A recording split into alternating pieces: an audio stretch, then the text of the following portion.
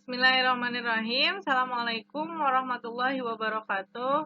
Anak-anak ibu, siswa dan siswi Madrasah Sanawiyah Nurul Falah kelas 8. Ketemu lagi di pelajaran IPS, masih dalam kegiatan pembelajaran jarak jauh. Pada pertemuan kali ini, masuk ke pertemuan keempat tentang kelanjutan bagian akhir dari negara-negara anggota ASEAN. Disiapkan buku paketnya dan disiapkan buku catatannya karena nanti akan ada materi penting yang harus dicatat agar tidak bolak-balik ketika menjawab soal ya. Baiklah anak-anak ibu, mari kita awali pembelajaran kita pada hari ini dengan mengucap basmalah. Bismillahirrahmanirrahim. Sudah siap semua ya? Oke. Pada pertemuan kali ini kita akan membahas negara Myanmar.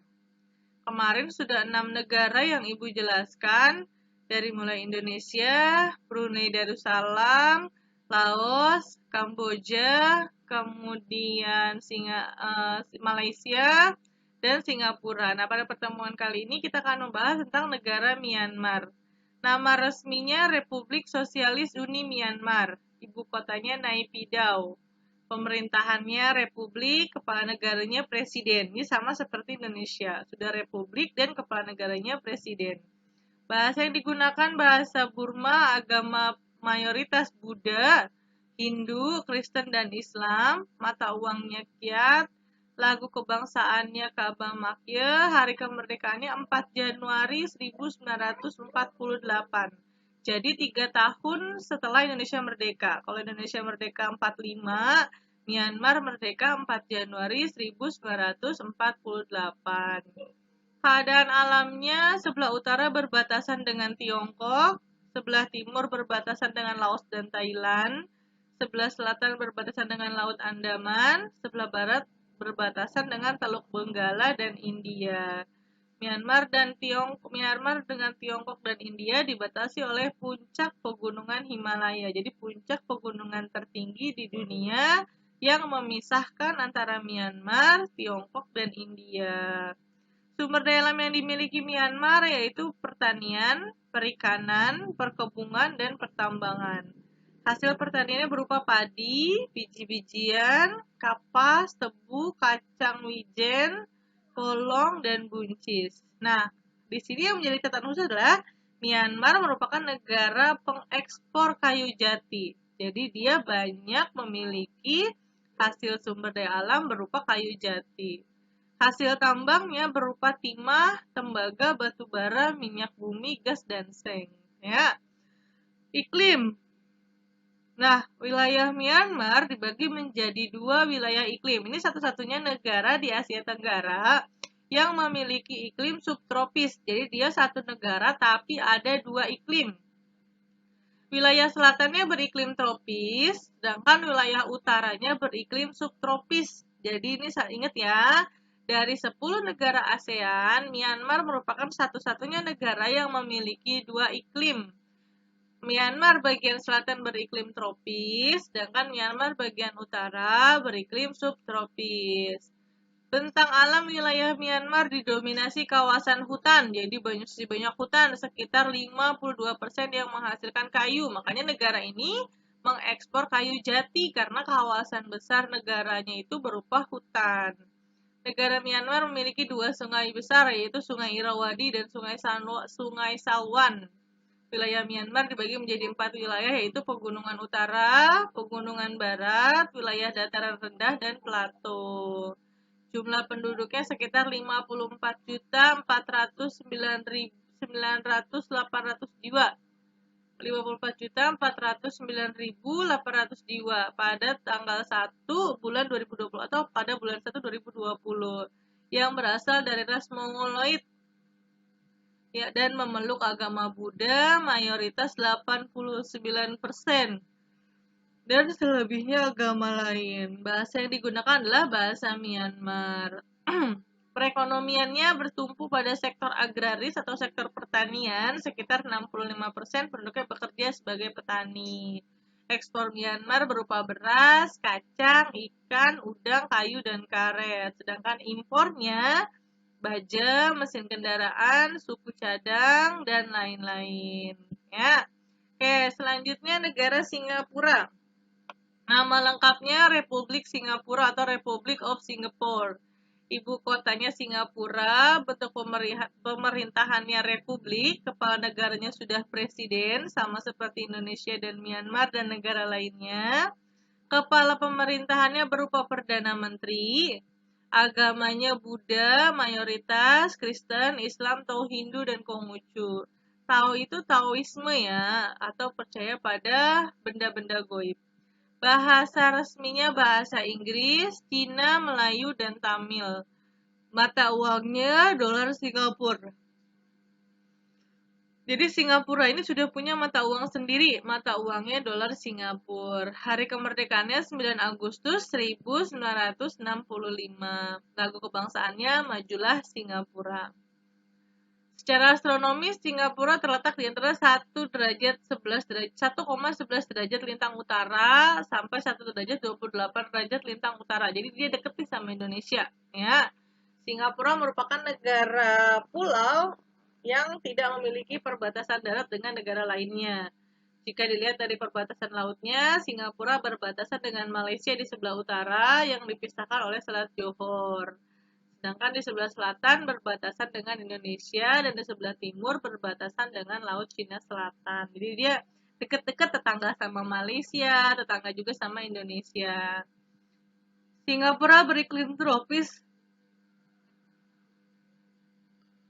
Singapura beriklim tropis dengan 2 arah angin seperti Indonesia, jadi sama. Wilayah Singapura terbagi atas 3 daerah bagian, yaitu bagian barat, bagian tengah, bagian timur. Bagian barat Singapura terdiri atas lembah, sungai, dan bukit. Bagian tengahnya berupa daerah perbukitan yang terdiri dari Bukit Mandai, Bukit Panjang, Bukit Gombak, dan Bukit Timah. Yang paling penting nih ya, catatannya yang paling bawah. Negara Singapura merupakan negara yang terdiri atas pulau utama, Pulau Singapura, dan 50 pulau kecil. Jadi hanya ada 50 pulau di negaranya. Singapura melakukan reklamasi pantai untuk memperluas daerah daratannya. Jadi dia sampai melakukan reklamasi karena negaranya kecil, pulaunya banyak ya. Nah, penduduk negara Singapura merupakan negara terpadat di ASEAN, berjumlah 5,8 juta jiwa dengan pertumbuhan sebesar 1,4% per tahun. Artinya dalam waktu 1 tahun ada sekitar 1 juta jiwa yang lahir gitu ya, atau 1,4% dari 5,8. Nah, sebagian besar penduduk Singapura adalah keturunan Tiongkok atau orang Melayu, banyak juga orang India, dan sisanya suku bangsa lain ya. Kepadatan penduduknya mencapai 85% per kilometer persegi dengan tingkat pertumbuhan 1,4% per tahun. Agama Buddha merupakan keyakinan paling banyak dianut rakyat Singapura. Disusul Islam, Taoisme, Kristen, dan Hindu. Mata pencahariannya kebanyakan di sektor industri, target oriented, dan kompetensi yang tinggi menyebabkan penduduk Singapura banyak menghabiskan waktu untuk bekerja. Jadi, perlu kamu ketahui bahwa negara Singapura merupakan satu-satunya negara maju yang ada di kawasan Asia Tenggara. Yang lain masih tergolong negara berkembang, tapi Singapura sudah masuk dalam kategori negara maju. Selanjutnya yang ketiga, negara Thailand. Negara Thailand, nama lengkapnya Muang Thai, ibu kotanya Bangkok, kepala negara Raja, kepala pemerintahan Perdana Menteri, suku bangsanya Thai, Lao, Melayu, Tionghoa, bahasa resminya bahasa Thai dan bahasa Inggris, agama mayoritasnya Buddha, Islam, Kristen, dan animisme. Mata uangnya baht, lagu kebangsaannya Prang Chart Thai. Nah, ini identitas dari negara Thailand. Kemudian selanjutnya ini hanya identitas ya. Kemudian keadaan alamnya, Thailand terletak di 6 derajat lintang utara sampai 107 derajat lintang utara. Jadi ini cukup luas gitu ya. Dan 97 derajat bujur timur sampai 107 derajat bujur timur. Jadi dia nih lintangnya yang luas seperti pagoda, seperti mangkok atau cekungan ya. Sebelah utara batasnya Thailand yaitu Laos dan Myanmar, sebelah timur Kamboja dan Laos, sebelah selatan Teluk Siam dan Malaysia, sebelah barat Samudra Hindia dan Myanmar. Thailand beriklim tropis dan bentang alamnya berupa Sungai Chao Phraya, Pegunungan Kapur, Sungai Mekong, Tanah Genting Kra, dan di daerah utara merupakan daerah pegunungan terluas. Puncak tertingginya adalah Gunung Doi Intahon, Gunung Doi Intanon. Daerah tengah Thailand merupakan dataran subur yang dialiri oleh air sungai dari Chao Phraya. Jumlah penduduk Thailand sekitar 60.607.000 jiwa, yang sebagian besar berasal dari suku Thai, sehingga Thailand disebut juga Muang Thai. Penduduk Thailand menganut agama Buddha yang menjadi agama utama, sehingga di Thailand banyak terdapat pagoda. Pagoda itu patung dewa yang sedang duduk. Ya, pertanian merupakan kegiatan ekonomi utama penduduk Thailand. Hasil utamanya adalah padi, dan Thailand merupakan negara penghasil padi terbesar di Asia Tenggara yang dijuluki lumbung padi ASEAN. Ya, kenapa dijuluki lumbung padi? Karena merupakan negara penghasil padi terbesar di ASEAN. Kegiatan ekonominya kehutanan, pertambangan, industri, hasil hutannya berupa kayu jati, kemudian timah, mangan, industrinya tekstil, semen, dan elektronik. Ya. Terakhir, negara Vietnam. Nama negaranya Republik Sosialis Vietnam, ibu kotanya Hanoi, bentuk pemerintahan Republik Sosialis, kepala negara presiden, kepala pemerintahan perdana menteri, suku bangsanya Vietnam, Tionghoa, bahasa resminya bahasa Vietnam, agama resminya Buddha, kemudian mata uangnya Dong, hari kemerdekaannya 2 September 1945 setelah dijajah oleh Prancis, lagu kebangsaannya Tin Quan Cha. Vietnam, keadaan alamnya sebuah negara yang terletak di Asia Tenggara, berada di kawasan semenanjung Indochina.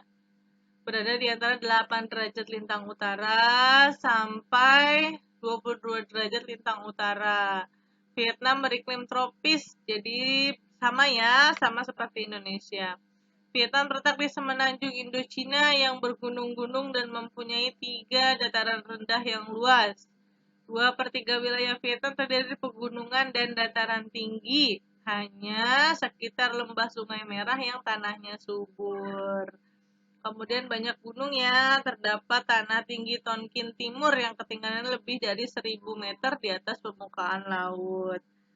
Kemudian di bagian selatan terdapat dataran yang sangat luas yaitu delta Sungai Mekong. Dan wilayah tenggara membujur barisan pegunungan Annam dengan puncaknya Gunung Ngoklin setinggi 2598. Penduduknya Januari 2020 sebanyak 97.338.579 jiwa. Didominasi oleh suku Vietnam, Tionghoa. Sebagian besar penduduknya memeluk agama Buddha. Tadi sudah ya. Hasil perekonomiannya, hasil pertaniannya berupa kopi, teh, gula, jagung, kedelai, kapas, karet, ubi jalar, dan singkong. Hasil ternaknya berupa kerbau, sapi, unggas, dan seterusnya. Kemudian hasil alam yang melimpah merupakan sumber bahan baku proses industri. Sementara jumlah penduduk yang besar merupakan sumber tenaga kerja sekaligus calon konsumen dari produk yang dihasilkan. Jadi di Vietnam ini benar-benar memanfaatkan sumber daya manusianya. Ya.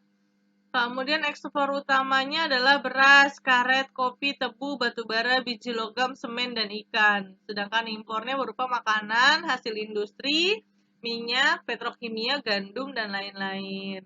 Sumber daya alamnya, pertama minyak bumi dan gas, batu bara, besi, perikanan di Laut Cina Selatan, karena kan dia berbatasan dengan Laut Cina Selatan gitu ya, makanya disebut Indochina. Kemudian daerah Sungai Merah atau Hong He di bagian utara Vietnam di sekitar ibu kota Hanoi adalah wilayah yang subur untuk pusat pertanian. Demikian juga dengan delta Sungai Mekong di selatan Vietnam. Dalam setahun, Vietnam dapat memproduksi beras sekitar 35,5 juta ton dan mengekspor 785.000 ton setiap tahunnya. Tadi makanya disebut negara dengan hasil pertanian padi terbesar. Baik anak-anak Ibu, sampai sini dulu materi yang bisa Ibu sampaikan. Mudah-mudahan dapat dipahami dengan benar, disimak baik-baik tadi ya.